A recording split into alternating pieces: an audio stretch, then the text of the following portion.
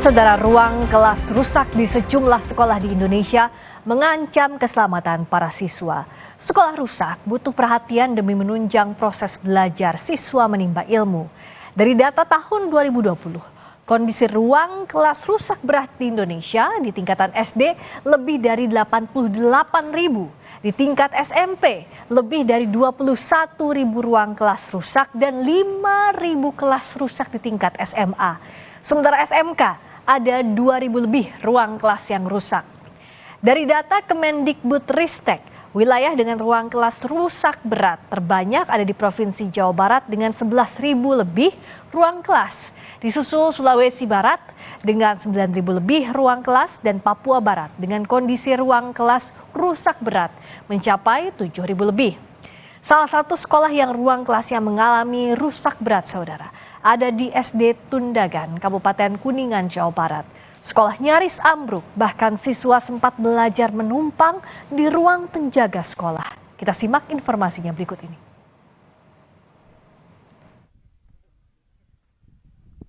Beginilah kondisi di SDN Tundagan, satu-satunya sekolah dasar di Desa Tundagan, Kecamatan Hantara, Kabupaten Kuningan, Jawa Barat. Sejumlah ruang kelas rusak parah sejak 2019 lalu dan hanya ditopang dengan bambu karena nyaris ambruk.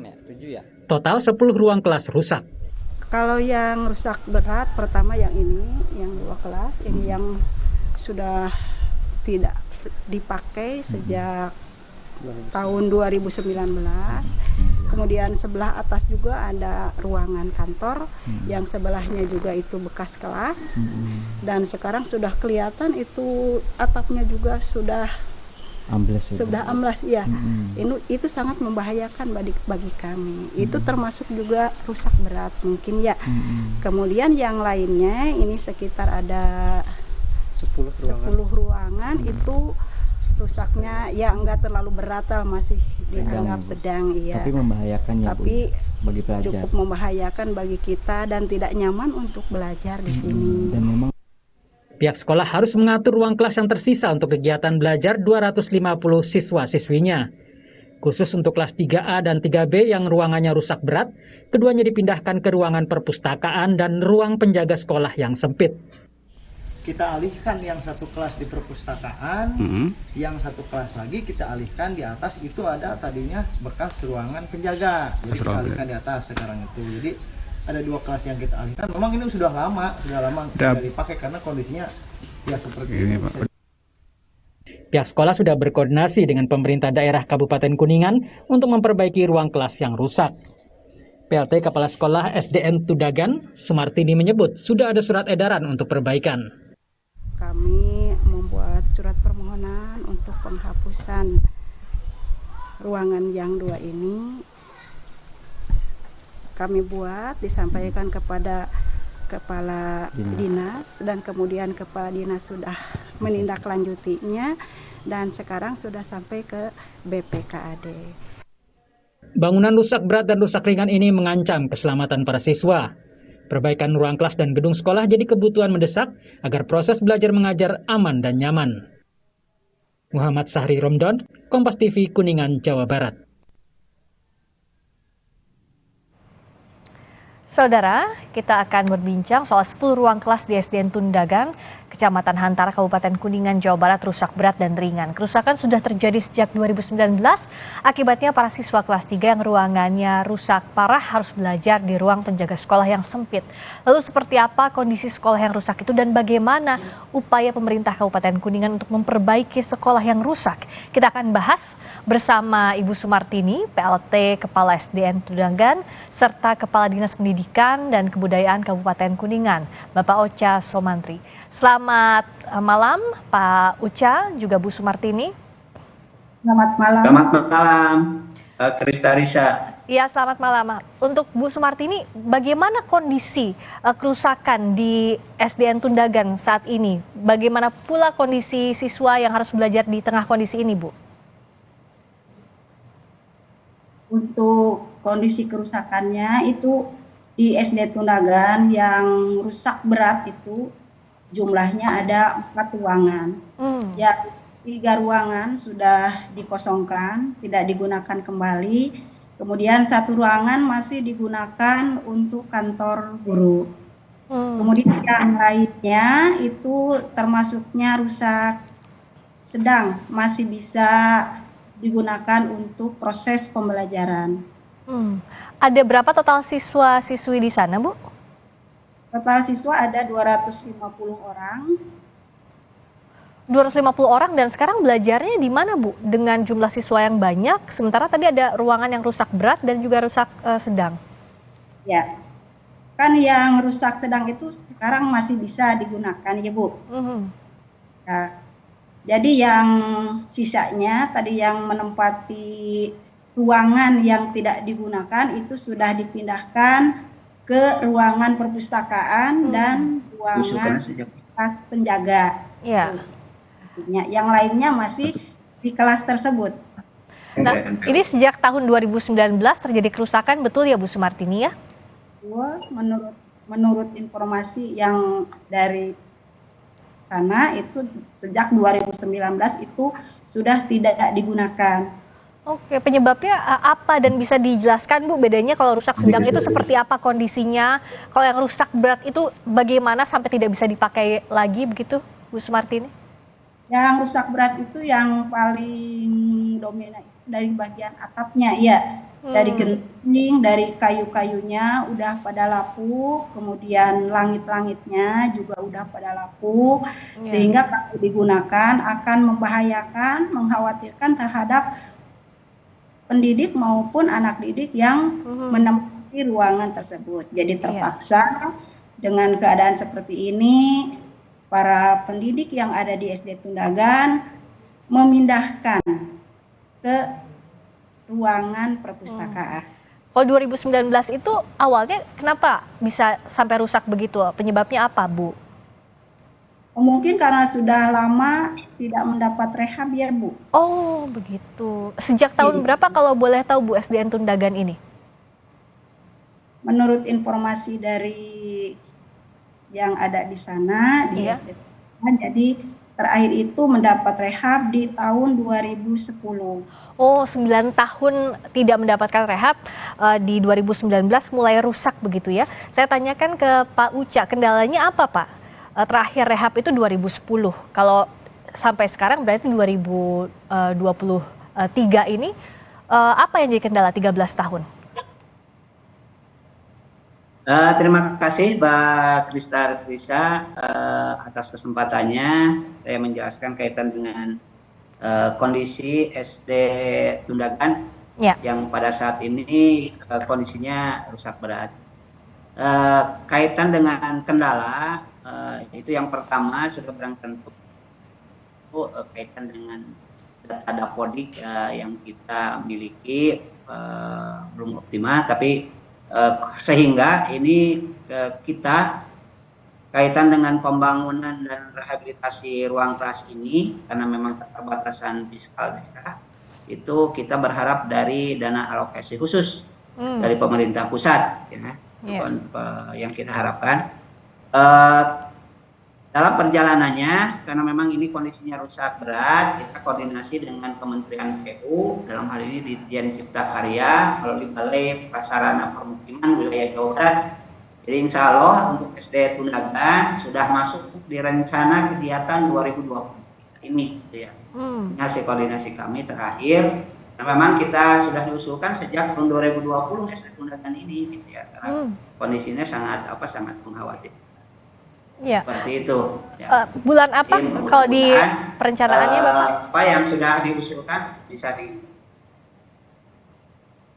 Pak Uca? Halo? Iya Pak Uca.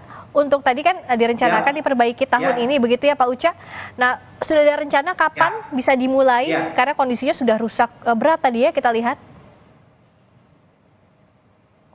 Kita masih menunggu kepastian dari Kementerian PU dalam proses lelangnya. Kemarin kita sudah koordinasi, sudah masuk di tahapan perencanaan. Kebetulan kita Kuningan dari Kementerian PU program revitalisasi sekolah dasar sekarang tahun ini dapat 2 lokasi.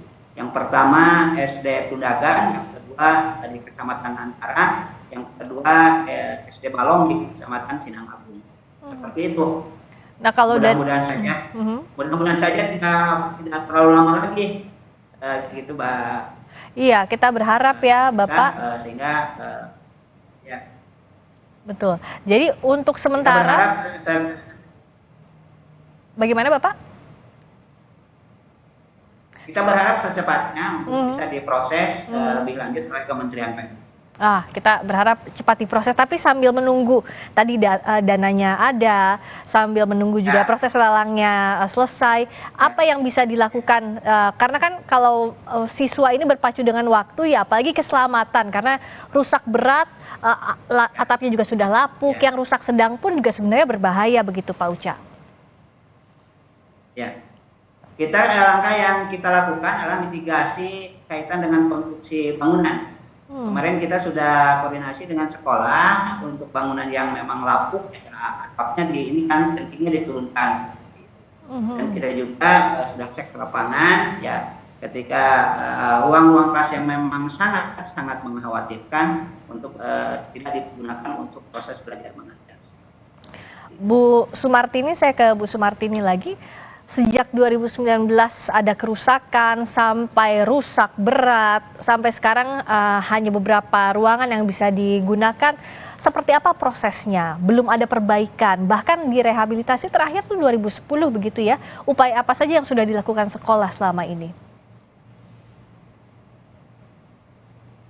Kalau usaha untuk dari sekolah itu cuman bisa pertama yaitu memperbaiki yang sekiranya bisa diperbaiki oleh sekolah, misalnya ada pintu-pintu, kemudian jendela sebagian, atap-atapnya juga sebagian kecil gitu, tidak bisa berbuat banyak kalau didanai dari dana sekolah. Jadi, kalau proposal itu katanya itu setiap tahun juga mengajukan.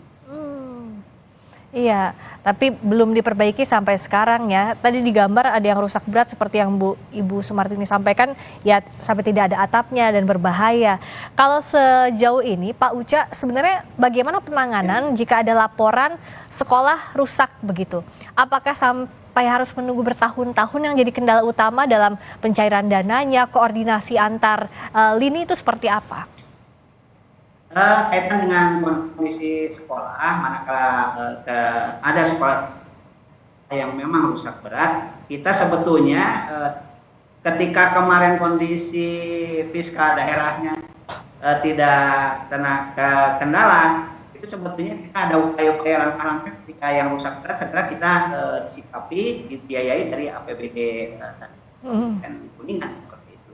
Memang kebetulan kondisi fiskalnya terganggu, sehingga ya itu tadi yang kita sudah rencanakan ini tertunda seperti itu.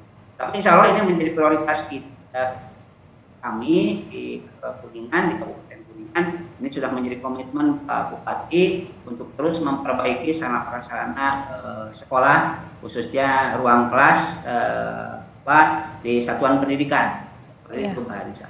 Selain sementara tadi dengan konstruksinya begitu ya dicopot untuk yang atap-atap lapuk untuk sementara, juga ada bambu untuk menopang sementara. Ada rencana untuk membuat kelas darurat, Pak Uca, begitu? Yang kita khawatirkan kan kalau hujan, kalau cuaca buruk sedikit sangat rapuh begitu. Sudah barang tentu, Karisa itu tadi hasil mitigasi kami ke lapangan seperti apa. Kalau toh memang diperlukan kelas darurat, kita akan bangun kelas darurat tersebut. Cuma sementara ini kebetulan sekarang ya kebetulan musim kemarau baru tiba, ya mudah-mudahan tidak ada bencana yang tidak diharapkan oleh kita semua. Kalau langkah-langkah mitigasi kita kalau memang itu jadi pendaruratan kita sikap ya di daerah untuk mengantisipasi hal-hal yang tidak diinginkan, khususnya untuk keselamatan anak-anak didik kita di sekolah. Kalau untuk aksesnya begitu dari pusat Kabupaten Kuningan sebenarnya sulit atau tidak Bu Sumartini untuk dijangkau? Kalau akses nggak begitu sulit. Kalau jalan itu ya agak rusak lah masih. rusak ya menuju ke SDN Tundagan ya. Yang Yang nggak terlalu rusak, nah yang masih bisa diakses. oke, tapi masih bisa diakses. Yang sekolah sekarang harapkan dalam waktu segera apa, Bu? Sambil menunggu kan proses lelang ini kita tahu tidak, ya ada beberapa tahap yang harus dilalui begitu ya, Bu Sumartini. Tapi yang dari konstruksi sekolah yang saat ini rusak, ada yang rusak sedang, rusak berat, sebenarnya apa yang perlu segera dalam waktu dekat inilah misalnya yang harus dilakukan itu apa kalau dari sekolah? Kalau dari sekolah untuk waktu yang sekarang ini belum ada rencana apa-apa ya. Kita masih tunggu bantuan rehab dari pemerintah gitu aja. Karena kalau mau bikin juga di mana gitu, nggak kepikiran mau pakai di mana. Dan dananya itu terbatas kalau swadaya ya Bu Sumartini seperti yang tadi Ibu bilang ya. Bu Sumartini? Ya. Ya, untuk biayanya pun kalau swadaya tidak memungkinkan ya, hanya bisa renov sedikit-sedikit saja begitu ya, Bu Sumartini? Kalau di masyarakat sih yang bisa swadaya itu kebanyakan swadaya untuk tenaga gitu. Kalau untuk berupa materi itu ya ada cuman tidak bisa begitu. Betul. Apalagi kondisi rusak seperti ini sangat sulit. Pak Uca, kalau di Kuningan ada berapa sekolah yang rusak seperti SDN Tundagan ini dan apa langkah segeranya begitu? Karena ini kan terkait dengan keselamatan siswa juga. Kita untuk sekolah dasar ada 635 sekolah dan SMP ada 78 sekolah negeri. Nah, ruang kelas kita punya 4.539 ruang kelas. Yang kondisinya rusak? 85,6% itu dalam kondisi baik. Oke. Rusak ringan 10% dan rusak beratnya 4,5%. Itu kondisi real yang kita hadapi saat ini. Jadi kita ada PR rusak ya, ruang kelas yang rusak berat itu ada 198 atau 4,5%. Yang ini menjadi prioritas kita di tahun 2023.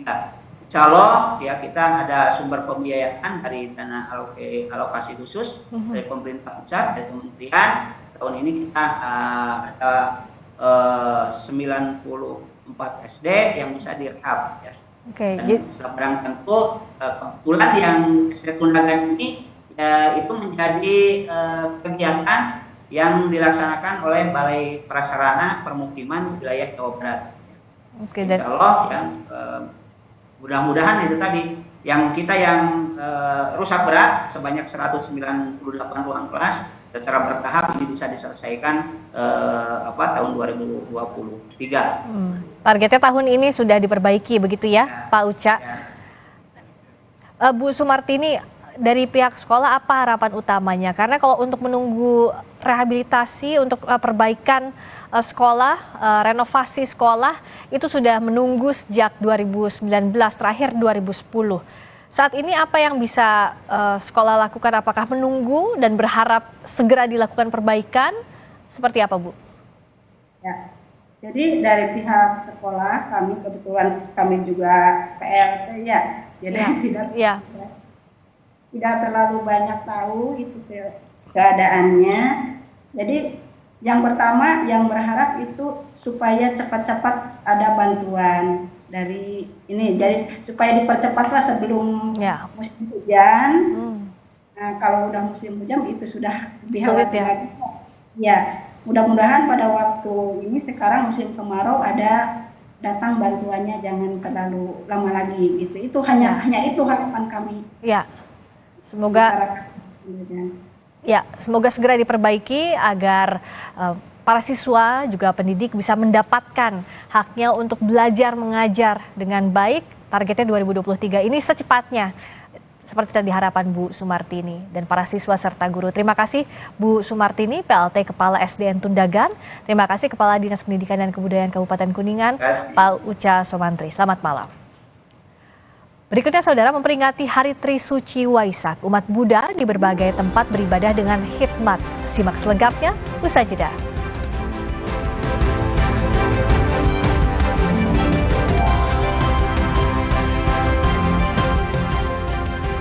Yang juga jadi sorotan, Presiden Joko Widodo rehat sejenak menghabiskan waktu libur panjang akhir pekan. Apa saja kegiatan Presiden Jokowi di Solo? Informasi selengkapnya usai jeda di Sapa Indonesia Malam.